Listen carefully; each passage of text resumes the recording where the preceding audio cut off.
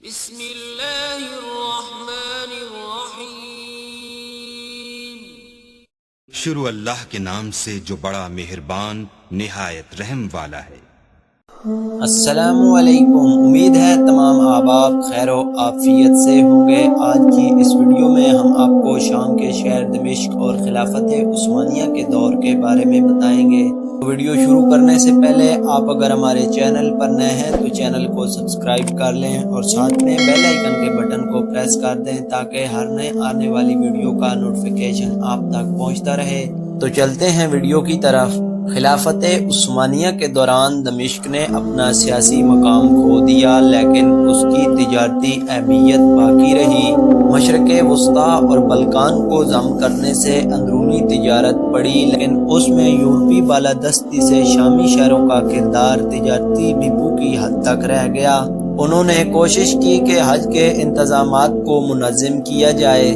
Anatolia سے مکہ کے راستے دمشق ایک شہری مرکز تھا جو شمال اور مشرق سے آنے والے عازمین کی ملاقات کا باقاعدہ مقام بنا۔ اس لیے حج سیزن کے دوران عازمین کی رہائش کے ذریعے شہر میں معاشی سرگرمیاں بڑھیں۔ یوں تعمیرات اور ترقی بھی انہی راستوں پر ہوئی۔ وہ مکہ کی طرف جاتے تھے۔ تعمیرات کا عروج الاعظم خاندان کے دو افراد سلیمان پاشا اور اسد پاشا کے ذریعے اموی مسجد کے جنوب میں دو بڑے خانوں کی تعمیر پر منتہج ہوا۔ انہوں نے 18ویں صدی میں سیاسی منظرنامے پر غلبہ حاصل کیا۔ 19ویں صدی نے ایک نئے دور کا آغاز کیا۔ مصر کے نیم آزاد حکمران محمد علی پاشا نے 1832 سے 1840 تک شام کا کنٹرول سنبھالا اور جدت کے عمل نے یورپی طرز زندگی کو فروغ دیا۔ یورپی طاقتوں کی مدد سے عثمانیوں کی واپسی کے بعد شامی معیشت پر یورپی تسلط تیز ہوا، لیکن جدت کا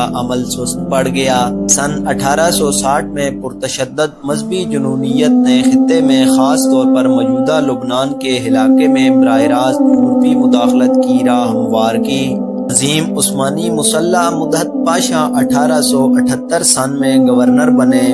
انہوں نے شہر کی بہتری کے لیے گلیوں کو وسعت دینے اور نکاسی آب کو بہتر بنانے پر کام کیا۔ 20ویں صدی کے اوائل میں جرمن انجینئروں نے دمشق مدینہ ریلوے تعمیر کی، جس نے حاجیوں کے سفر کو 5 دن تک محدود کر دیا۔ پہلی عالمی جنگ کے دوران دمشق عثمانی اور جرمن فوج کا مشترکہ ہیڈ کوارٹر رہا۔ اس سے قبل اور جنگ کے دوران دمشق میں عرب قوم پرستی بڑھی اور دمشق عثمانی مخالف تحریک کا مرکز بنا۔ مکہ کے فرمان رواں فیصل نے عرب بغاوت کی حمایت کی اور یہاں کے خفیہ دورے کیے۔ ان کے والد نے یہ تحریک 1916 میں شروع کی تھی۔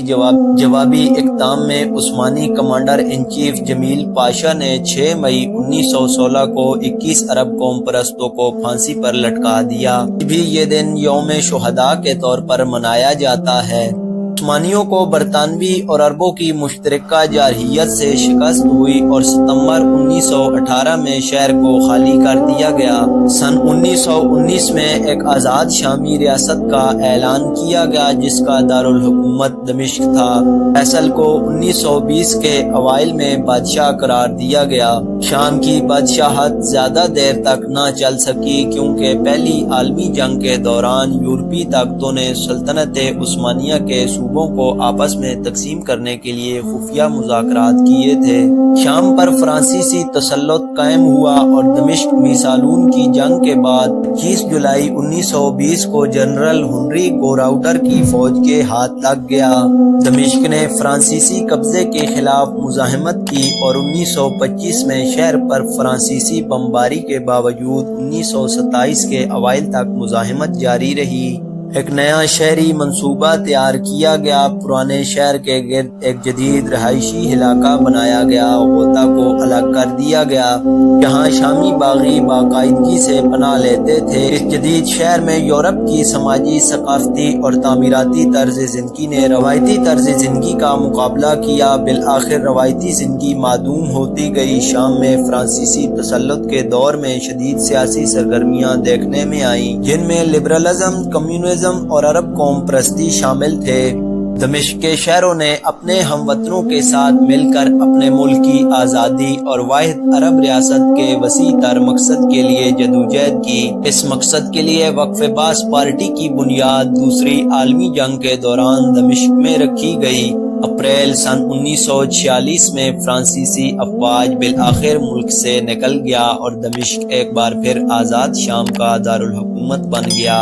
کمزور شامی جمہوریت خطے کے بڑے سیاسی ہنگاموں کو برداشت کرنے کے لیے تیار نہیں تھے، خاص طور پر 1948 میں فلسطین کی تقسیم اور عرب اسرائیل جنگ جو فوراً شروع ہو گئی۔ سن 1949 سے سن 1970 تک کئی بغاوتوں میں کئی رہنما اقتدار میں آئے۔ 1958 اور 1961 کے دوران دمشق کے بجائے قاہرہ دارالحکومت بنا۔ سن 63 میں باس پارٹی بغاوت کے ذریعے اقتدار میں آئی اور سوشلسٹ اصلاحات کا تجربہ شروع کیا۔ 1970 میں اس وقت کے وزیر دفاع حافظ الاسد کی قیادت میں ایک اندرونی بغاوت ہوئی جس کے بعد وہ 30 سال تک ملک کے سربراہ رہے۔ سن 2000 میں ان کی موت کے بعد ان کے بیٹے بشار الاسد ان کے جانشین بنے۔ مارچ 2011 میں صدر بشار الاسد کی قیادت میں شامی حکومت کو ایک بے مثال چیلنج کا سامنا کرنا پڑا۔ ملک بھر میں جمہوریت کے حق میں مظاہرے پھوٹ پڑے۔ شامی حکومت نے احتجاج کو دبانے کے لیے پرتشدد کریک ڈاؤن کے ساتھ ساتھ پولیس، فوج اور نیم فوجی دستوں کا بھرپور استعمال کیا۔ سن 2011 میں اختلافات بڑھنے لگے اور 2012 تک یہ معاملہ خانہ جنگی کی نہج تک پہنچ گیا۔ سن 2011 کے موسم گرما تک شام کے ہمسایہ ملک اور عالمی طاقتیں اسد کے حامیوں اور مخالفین میں تقسیم ہو گئیں۔ امریکہ اور یورپی یونین بشار الاسد پر تنقید کرتے رہے کیونکہ وہ مظاہرین کے خلاف کریک ڈاؤن کر رہے تھے۔ اگست 2011 میں امریکی صدر براک اوباما اور کئی یورپی سربراہان نے اسد سے اقتدار چھوڑنے کا مطالبہ کیا۔ تاہم شام کے دیرینہ اتحادی ایران اور روس نے اپنی حمایت جاری رکھی۔ خانہ جنگی کے دوران دمشق 1 دہائی سے زیادہ عرصے تک محفوظ پناہ گاہ رہا، مگر شامی باغیوں نے 8 دسمبر 2024 کو بشار الاسد کا تختہ الٹ دیا اور حکومت پر قابض ہو گئے۔